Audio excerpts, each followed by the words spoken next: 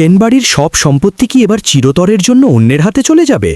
জীবন দাদুর একটা সামান্য ভুল আর অন্ধবিশ্বাসী কি পথে বসাতে চলেছে গোটা পরিবারকে? দেখে নিন মিষ্টি কথার আড়ালে কিভাবে বোনা হচ্ছে ধ্বংসের জাল। ভিডিওটিতে একটি লাইক দিন এবং সাবস্ক্রাইব করে শেষ পর্যন্ত দেখুন। শুরুতেই সেন পরিবারে এক গভীর ষড়যন্ত্রের কালো ছায়া। অম্বিকেশ আর পল্লবী মিলে এক ভয়ঙ্কর ফাঁদ পেতেছে, আর সেই ফাঁদে পা দিলেন সহজ সরল জীবন দাদু।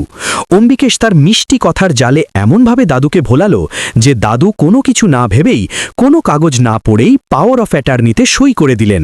দাদু ভাবলেন তিনি বুঝি সব দায়িত্ব থেকে মুক্তি পেলেন, কিন্তু তিনি টেরও পেলেন না যে নিজের হাতে গোটা সেন পরিবারকে পথে বসিয়ে দিলেন। সইটা পেটেই অম্বিকেশ আর পল্লবীর চোখে মুখে ফুটে ওঠে শয়তানির হাসি। পল্লবী তো দম্ভ ভরে ঘোষণাই করে দিল এবার এই বাড়ির সবাইকে ঘাড় ধাক্কা দিয়ে বের করে সে নিজেই হবে সেন পরিবারের একচ্ছত্র মালকিন। কিন্তু প্রশ্ন হলো, দাদুর আদরের নাতি জিয়ন কি এই ষড়যন্ত্রের কথা জানতে